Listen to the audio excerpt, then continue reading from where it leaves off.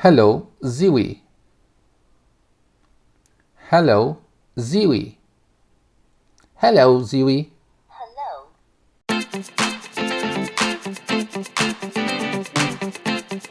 Hey there, and thank you for joining me in this second video of the Zeeweii DSO3D12 3-in-1 oscilloscope. Today I will cover some topics that I simply forget to include in my previous video, or that I simply didn't know that existed. To give you some background, when I review a video, I try not to see other videos of the same device. My research is normally done on the specs of the device on manufacturer's website, AliExpress product pages and so on. This is not a rule, more something that I try to do sometimes, especially when the device is on the market for some time. I do see videos about it, but as I told you before, I try to avoid it. Why am I telling you this? Because this oscilloscope has features that are not mentioned in the user manual. That I came to know of them when I was reading user comments of the first video where I was asked what I think about the voice assistant. And by the way, you have the link for the first part in the left corner. I had to research a bit and found out that Zeeweii released a video showcasing that feature, and then I decided to make this video covering it and a few other topics also. So without further ado, let's jump into it. I will give you my feedback in the end of what I think about it.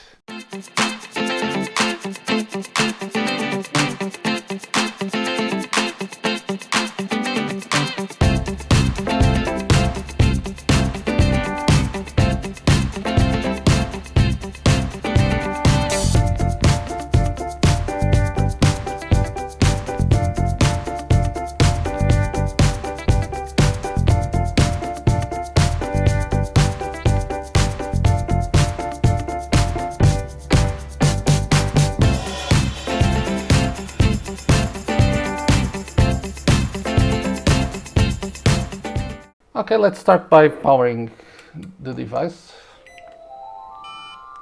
So one of the cool things that I failed to show I forgot, and this one I knew but I totally forgot, is the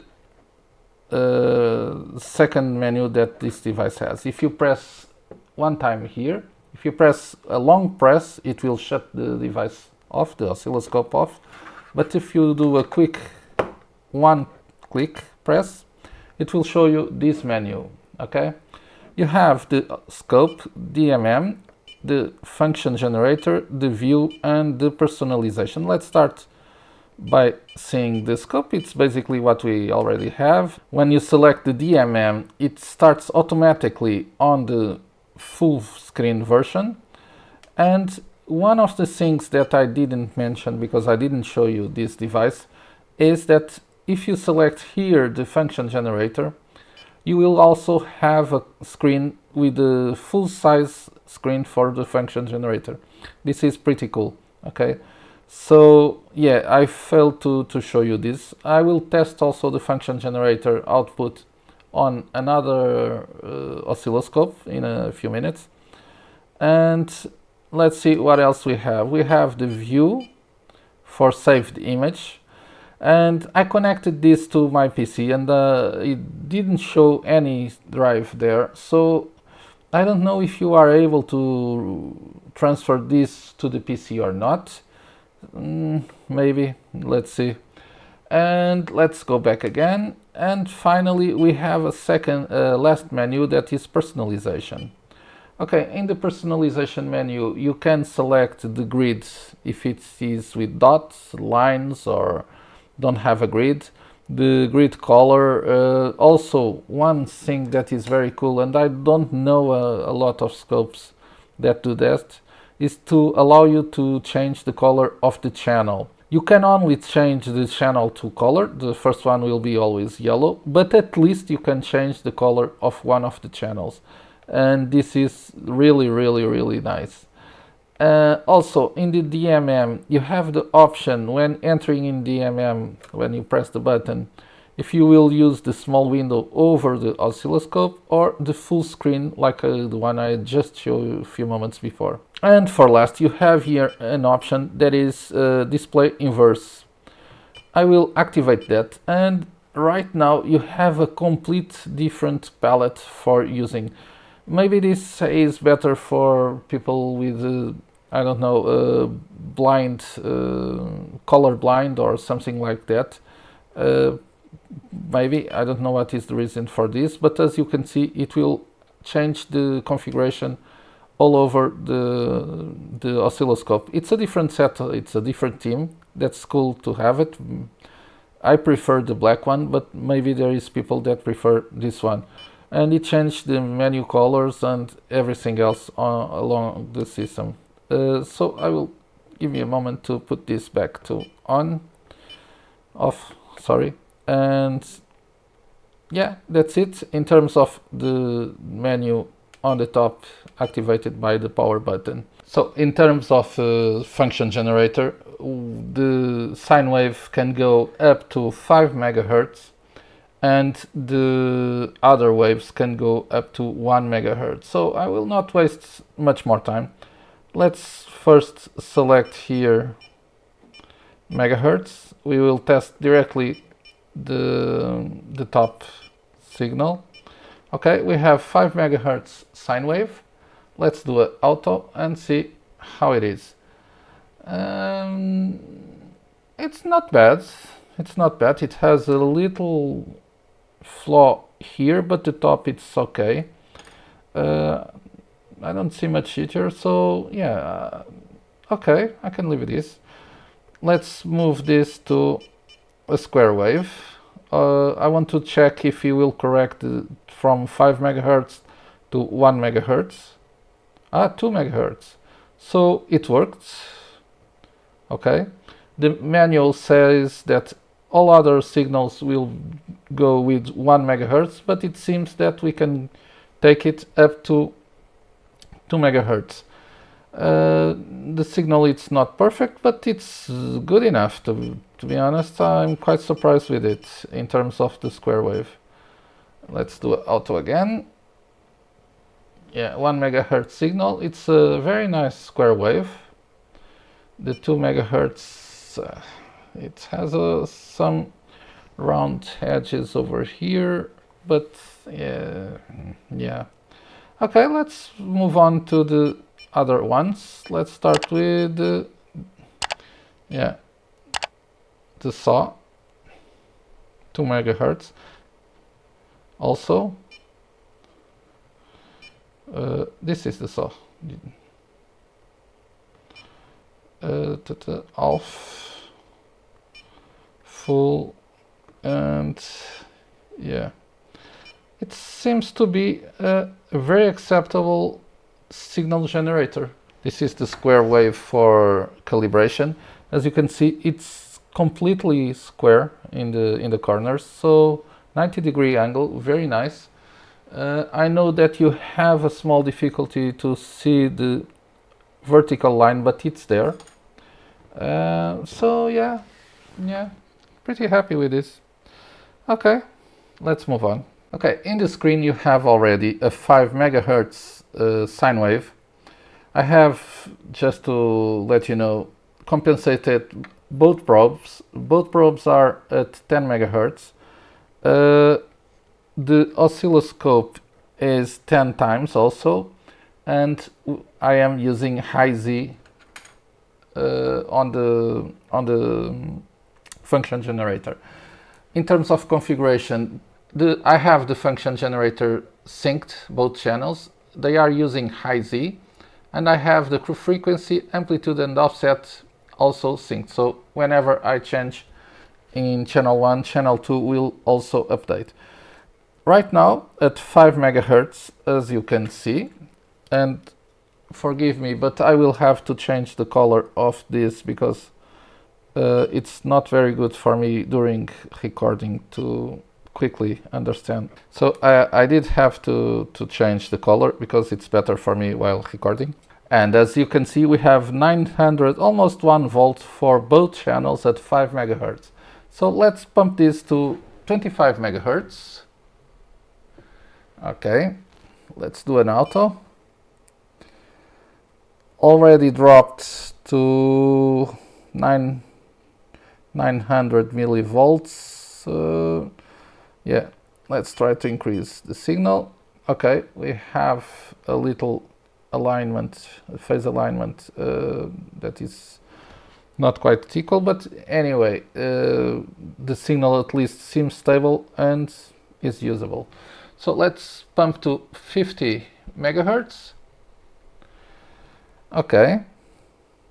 In 50 megahertz, if you notice now, you have the voltage over 1 volt. And that's a bit weird. Let's do an auto. Okay, increase the time division. And yeah, it's still saying that we are over 1 volt. Okay, so let's move this to 75 megahertz. The sine wave is still very nice in terms of design, and it's not jittery. Let's align phases. Yeah, the phases are aligned, but the signal has different phases here in the screen. But okay, still over 1 volt. This is really something. Let's put this in 100 megahertz. So as you can see, in 100 megahertz, they are basically inverse to each other. And the voltage is like 500 millivolts to 600 something. But this is the voltage that I get without doing an auto. Let's do an auto. Okay. The value is the same, which is nice. And yeah. Okay, in terms of signal analysis, what is drawn in the screen, we are at 100 megahertz. We have a peak-to-peak below 700 and something, like 14 to 20.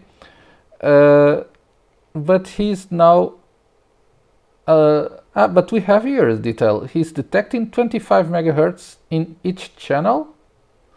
Let me take this to 75. I didn't notice this before. Okay, I have both channels at 75 megahertz. And he is able to detect 50. Something it's not quite well here. Okay. I was not taking attention to the bandwidth here, detection. Let's go back to 25 megahertz. Okay, 25 megahertz, he has 25 for each channel. 50 megahertz, you have 50 megahertz for each channel. Let me do an auto. Okay, peak to peak over 1. And let's go again and put this at 75 megahertz. Okay. Increase auto. So what I can read from this is that he will not go over 50 megahertz per channel. I don't know if it's limiting or something like that, but he at bandwidths over 50 megahertz, it will not show here. Let me take again to 100 megahertz.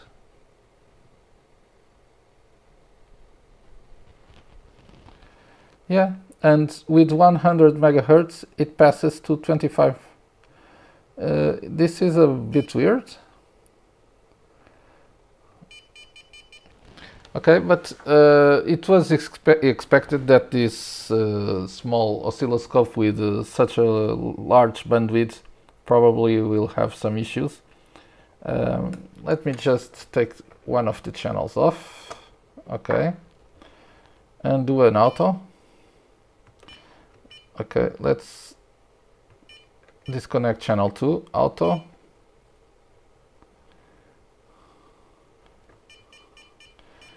Okay, and if we disconnect channel 2, we already have the 100 megahertz. But yeah, it is below 700 millivolts. But basically this is expected for such a small device with this price. It shouldn't be, but yeah. Okay, so if you activate the channel 2, automatically the frequency change,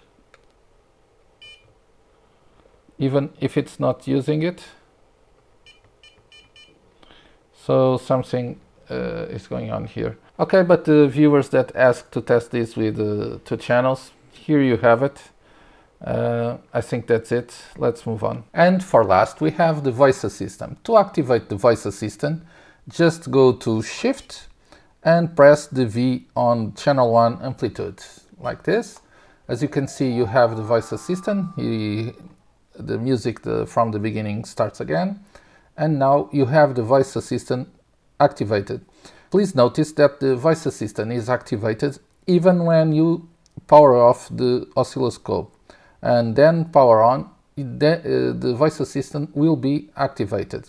Okay, so if you don't want the voice assistant activated, you have to manually, again pressing Shift and V1 on amplitude, turn it off. So let's start again. The voice assistant works fairly well. So how do we ask him to activate the commands? So we start like Alexa, telling him, "Hello, Zeeweii. Hello, Zeeweii. Hello, Zeeweii.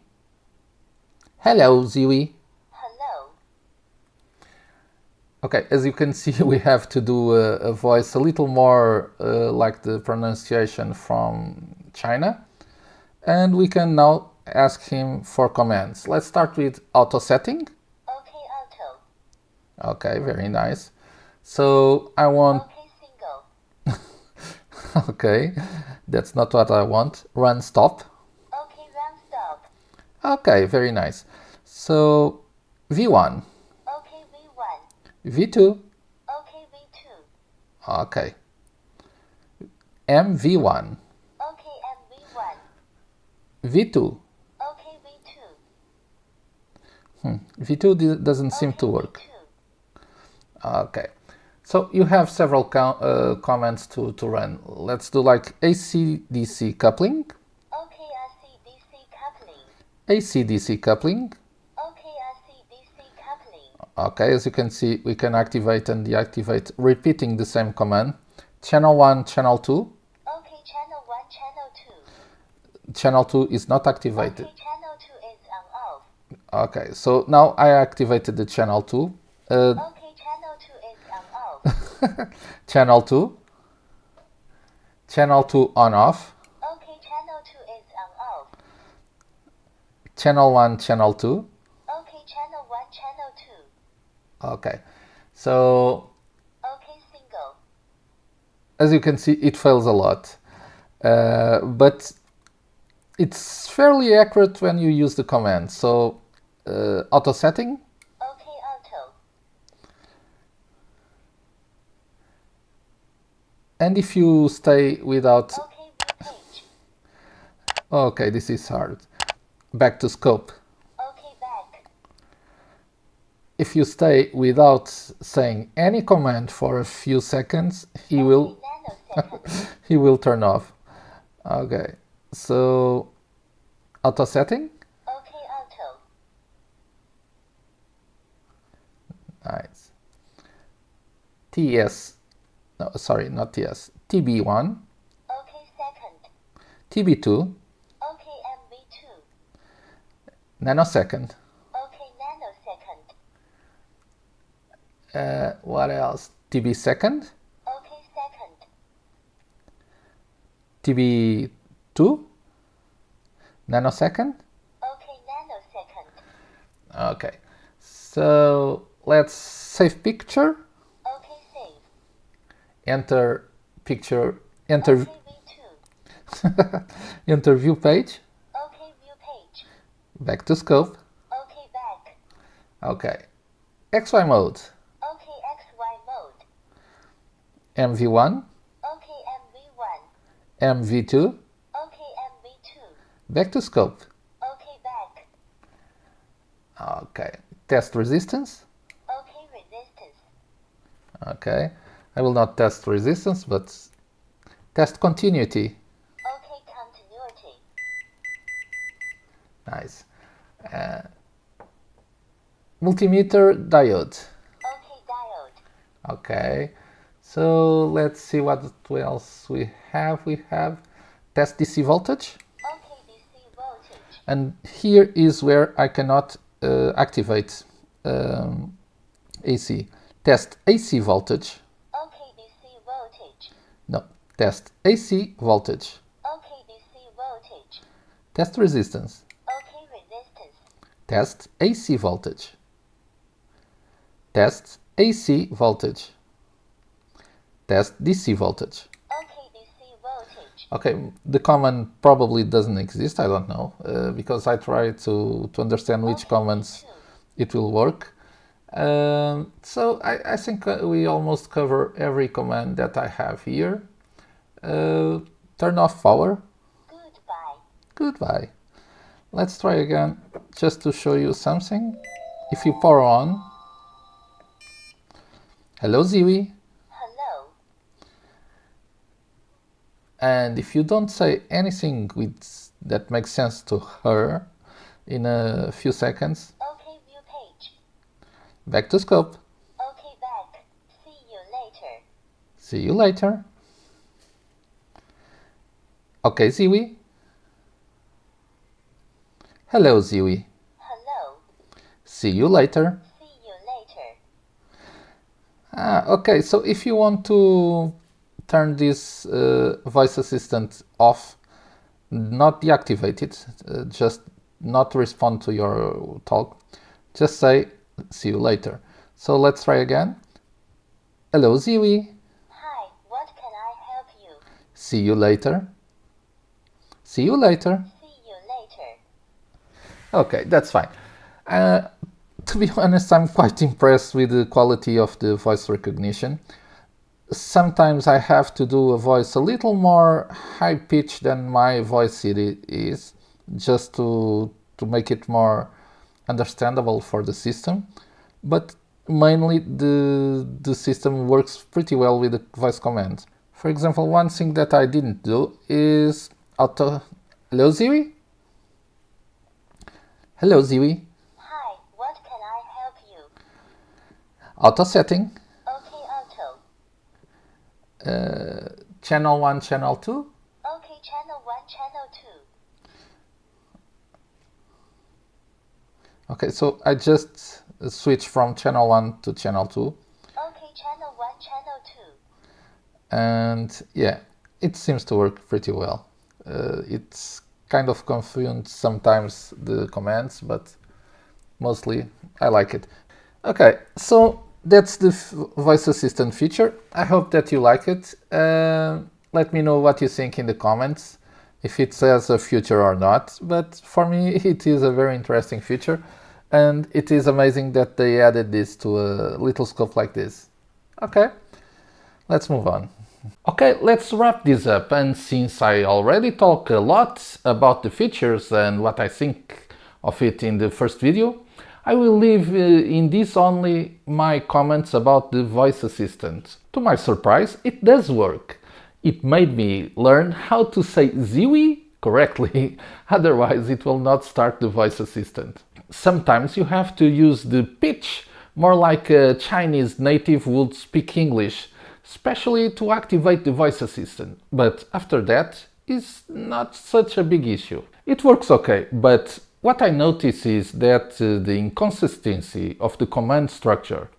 Let's see this. For example, the command for multimeter diode to test diodes is totally different from all other commands for like test resistance or test DC voltage and so on, where you have the test before everything else. I was not able to test AC voltage with the test AC voltage, and my first thought was that it might not have the command.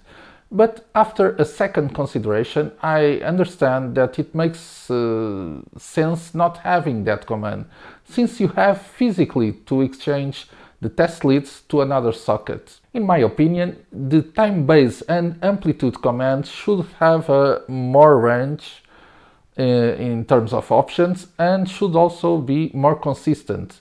TB second and nanosecond commands are not very user-friendly in terms of remembering it. Nevertheless, all the points that I mentioned before were a positive criticism. This voice assistant is a huge effort from Zeeweii, but has to be mentioned that in no place this feature is announced, not in the user manual, website or product page on AliExpress. So for all that matters, it doesn't exist and we shouldn't be criticizing too much because they are selling you the device without mentioning this feature is not a selling point. We should consider it as an alpha feature that was packed. It's a bonus, not a selling feature.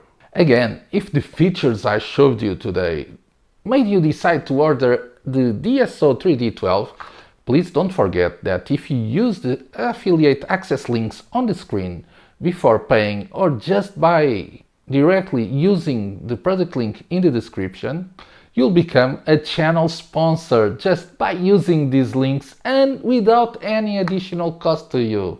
As always, your help is really appreciated. And if this video was useful to you in any way, please help me spread the love and slap that like button. If you haven't subscribed yet, consider doing it. Every week I receive new equipment to review. That's all I have for today. Thank you for watching until the end, and let's meet again in my next video.